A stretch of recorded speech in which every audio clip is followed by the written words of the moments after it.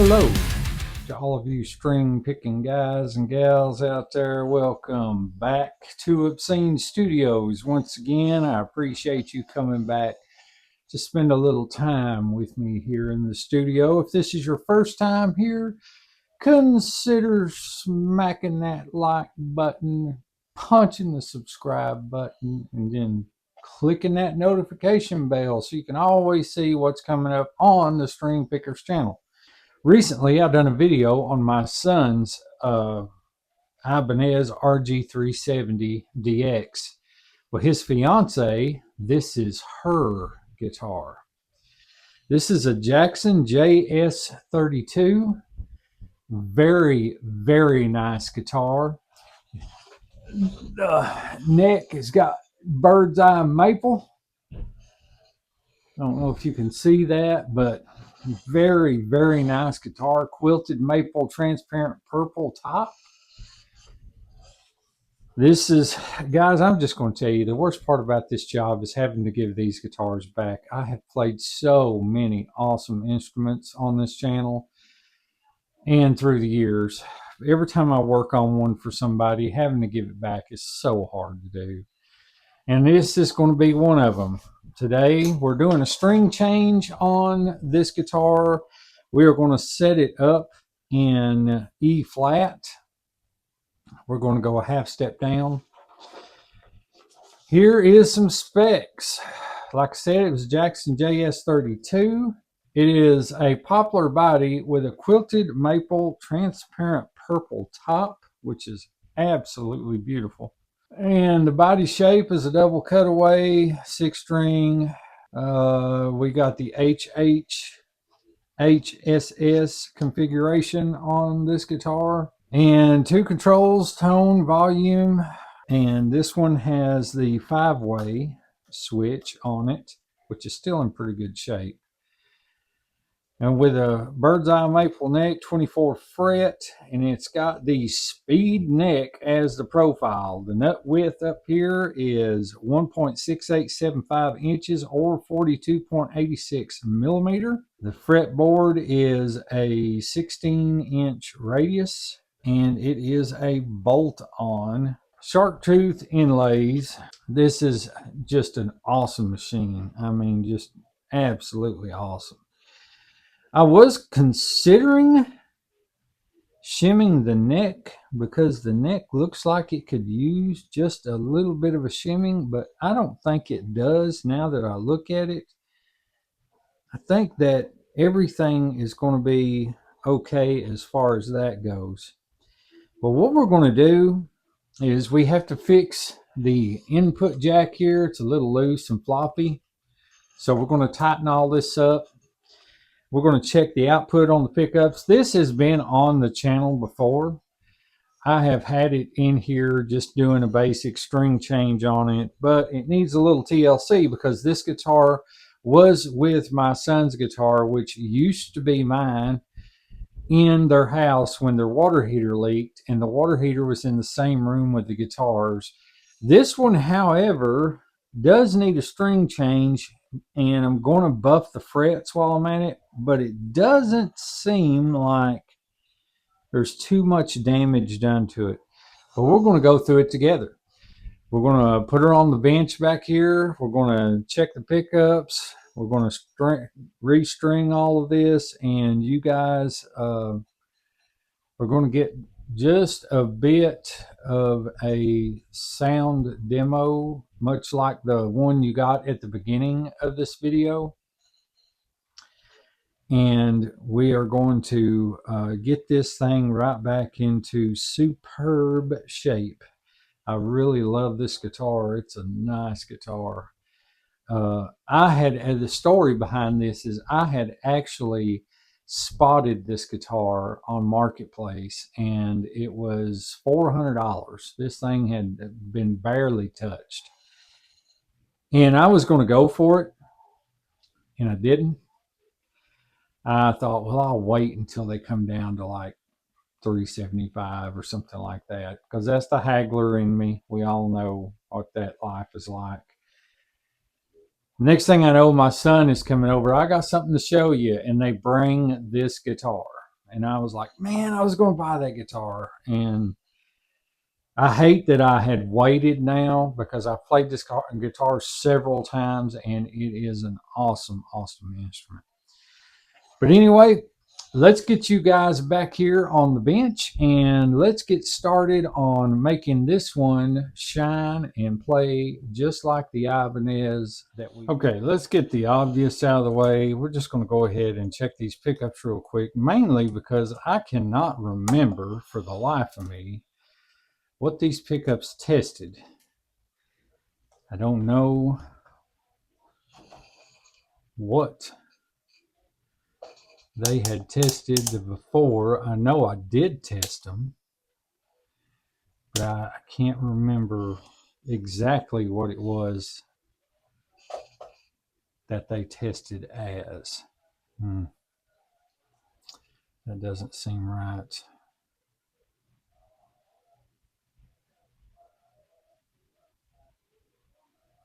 It looks like we may have a ground bleed. 12.3. When you turn it all the way up, though, for some reason it drops back down. I don't understand that. Tone knob is just a little... The knobs are good and smooth. So about 12.3, but for some reason when you turn it up, it drops back down. So we may have a bit of a ground bleed or something going on with that potentiometer, I think. Let's try the other that's split. Let's try the middle pickup. Yeah. Something is definitely going on with this guitar. Says 4.8, and then you dial the volume back just a little and you're at 12.33. So we are going to check this out and see what's going on with the pickups. 12 at the neck. Yeah, this is not accurate at all. So let's go ahead and stop there. First, let's take care of the string changes and the setup and the buffing of the frets and shining of the fretboard. The fretboard looks in really good shape, but we are going to, you know what, that may be because that's flopping around. That could be the problem there. When it comes to wiring, you never know. You have to look at all possibilities, but we're going to look at everything. We're going to look at the potentiometers. We're going to look into... We'll leave this over to the side because we'll be needing that again, I'm sure. But we'll look at the potentiometers, we'll look at the switch, and definitely I think this right here might be the problem. So I've got the nuts took off up here, but this is a little thing that I have, the little dusty thing that I, you know, can dust off my guitars with and stuff, but it doubles as a trim block.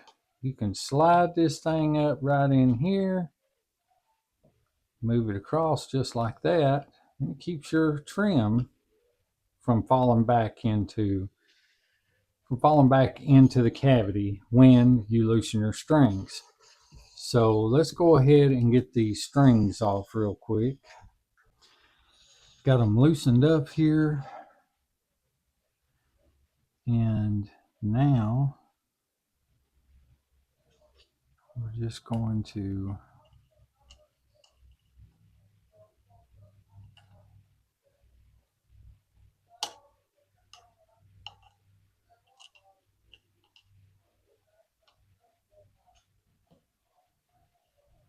tell you what, if you've never worked on a Floyd Rose or never had to string a guitar with a Floyd Rose in it, and it's your first time, just know that Floyd Roses are really hard to set up. I learned the hard way. I didn't have nobody to teach me. And I've took Floyd Roses to people who's playing guitars for years and had them to set it up, and they absolutely cannot stand Floyd Roses. Floyd Roses are really, really hard to get right when it comes to setting them up. So I will tell you this, a good trim block to keep it stationary. Helps out a whole lot as far as changing the strings on it. Now this is just a little temporary thing. It's not a trem block that you would put in the back cavity to keep it from falling more in there. This is just a trem block that is going to keep it from falling until we get our new strings on it.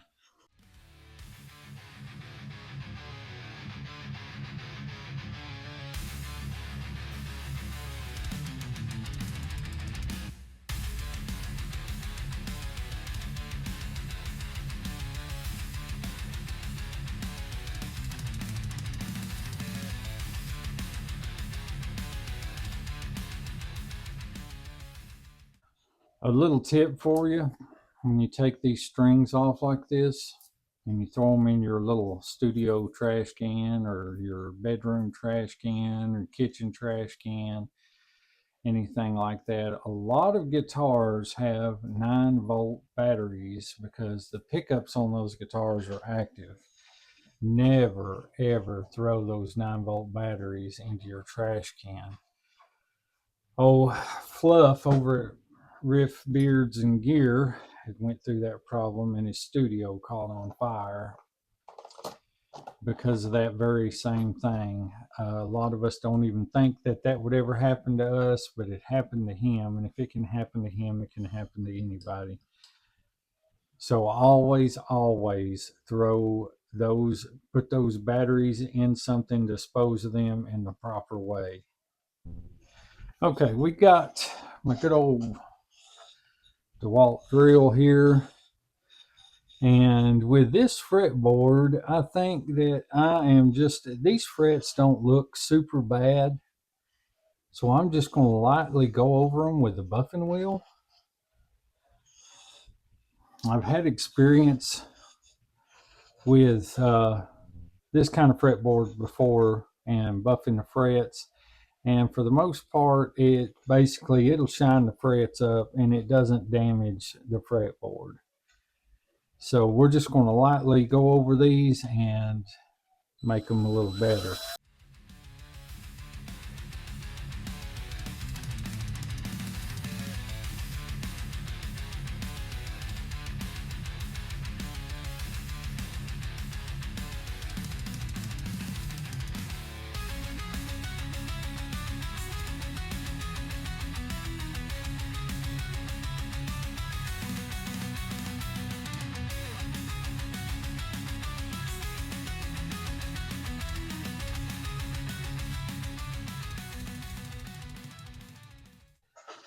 Let's get our cloth out here, a little bit of spray cleaner,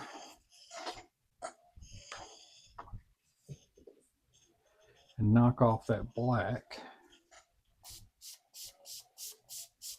because it will leave a little bit of black on this fretboard if you do it that way. I don't recommend, if it's the first time you ever do it, to do it that way, because you don't want to apply a lot of pressure. If you apply a lot of pressure, you need to tape your neck off. But the black is relatively easy to get off what little gets on there. You just make sure that you get you some guitar cleaner and you can just wipe that right off. It doesn't hurt at all. But if you've got real dirty frets, then I recommend that taping the neck off is the only way to go. And if you're wondering, this is one of those do as I say, not as I do videos. This is just something that I'm having to conserve a little bit of time, because I know this guitar didn't need a really hard buffing. The frets on this one is a lot better shape than the other one. So yeah, and now the frets are nice and shiny. I don't know if you can be able to tell. I'll flip that up a little bit. That way y'all can see it up there. Up there in camera land, I'm going to throw a little guitar polish on this thing too and get it shined up. Might as well, while I'm at it, go in between the pickups back here. Now this thing has Jackson branded pickups. I'm not sure what they're modeled after. It also has Jackson branded tuners that are pretty smooth. I like the tuners. I've not got a problem at all with the tuners. I just happen to like locking tuners since I'm so spoiled to those now. As you've seen in past videos, I use those on a couple other guitars that I have in here, and they just make restringing it so much easier. So in this video, we are going to do the same as the last video. We're going to put on some nickel wound Diagnose XLs, and these are the EXL 125-10P, and the gauges that I'm using is going to be the 9 to the 46 instead of the 42, because my son and his fiance do like to play some stuff in drop D and lower tunings. On these, we're going to do just like the other ones. We're not going to worry about snipping off every ball on here. We're just going to come in from the top through the tuning peg, and then we're going to clip these off down here and put them in there, and then we can just clip off the excess at the top.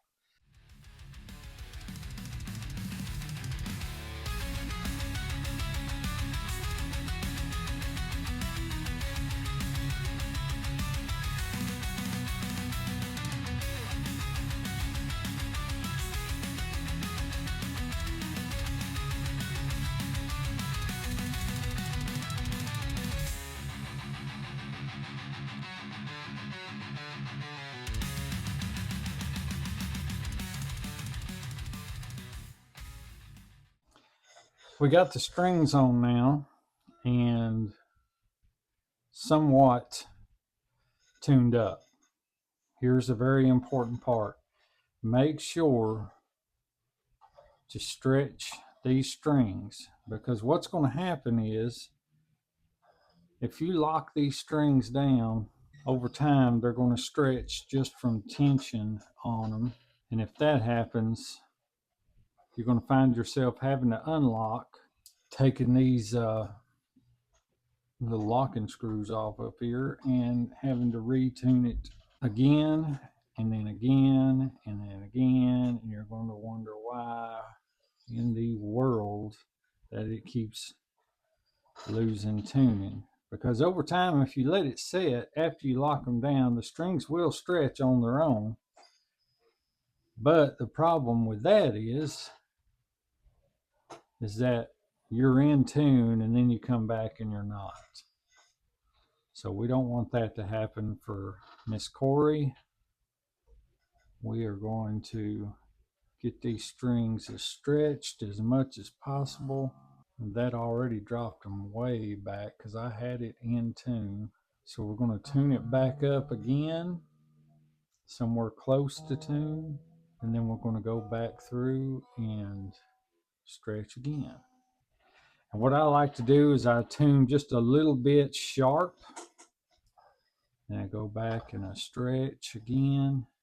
And basically what I'm doing is just pressing in and with my thumbs and pulling out with my fingers. They make a tool now, but it's just so much easier and faster for me to do it this way. They got some kind of weird tool that you can put on there, but you know what? I just see myself putting that on there and breaking a string. So I just don't bother with it. Okay, we finally got her set up. We've got the Floyd level with the body. Thing about these is tune, retune, tune, retune, tune, tune. It's just an ongoing process with these Floyds, because string stretch, setting up the bridge, all that stuff, that's the only, if you're patient enough, it's not a problem. Only took me probably 6 minutes, I'd say. I figured I'd skip that process for you guys, but I'd tell you about it. And the key is tune. Having that little trim block under there helps out a whole lot.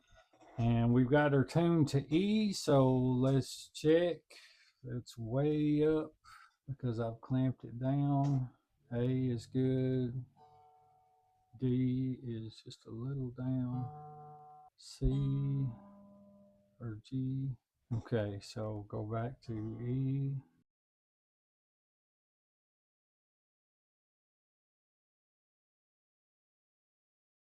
Okay. And that's got that part set up and ready to go. So we are going to flip it over and put the back plate on. So I'll be right back with you. Okay, now we are going to take off the electronics cavity.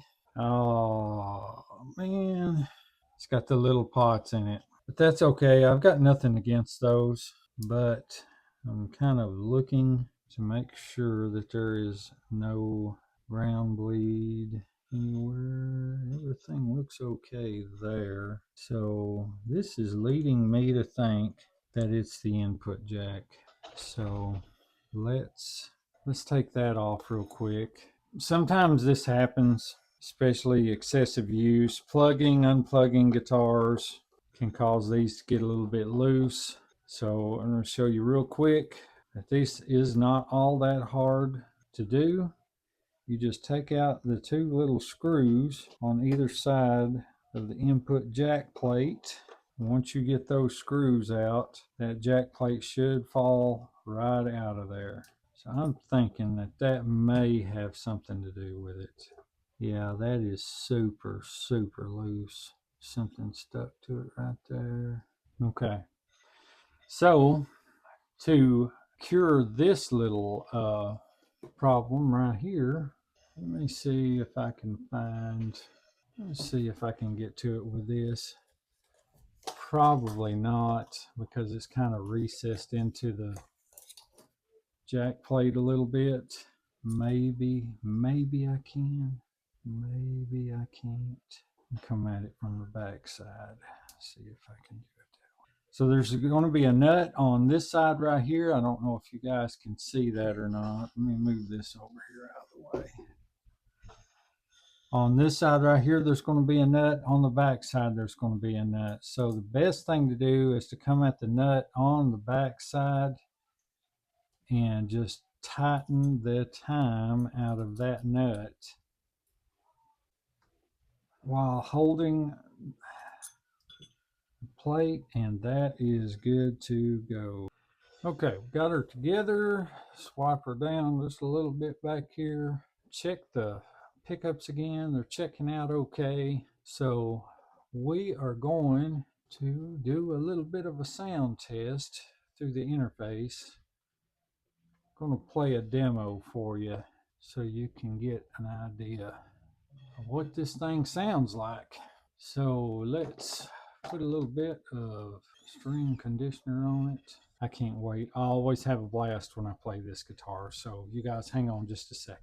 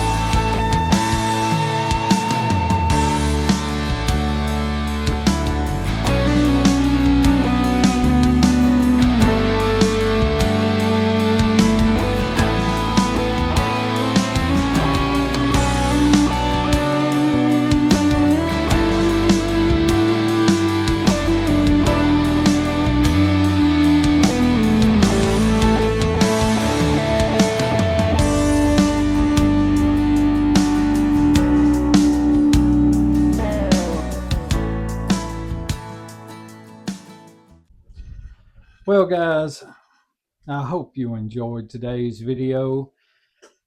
Little bit of trouble out of that Jackson. Is kind of a little bit of touch and go. Finally got it to where we want it, though. It's holding tune exceptionally well. Put it through some vigorous lead and rhythm test off camera. It seems to be doing okay. I really like that guitar. I've always liked that guitar, but I think in the future I'm going to swap out the potentiometers for the bigger ones. I just think that those might be a little bit too old and they might get a little bit worn. There's no scratchiness or anything yet, but I feel like that there's going to be. Did check the pickups again. They did come in. It seemed like the problem was in the input jack. The pickups themselves are clocking in. The bridge was clocking in at 12.3 like it was. It was having just a bit of ground bleed, I think, from touching the side of that paint that they put in there, the shielding paint. I think that it was where it was loose, it was touching the side, and it was causing it to ground out a little bit. But we fixed that problem. It's nice and tight in there now. Everything looks to be okay with this guitar. Now, they named this guitar PK. I've always said that I would love to have a Jackson, especially one that had the bird's eye maple neck.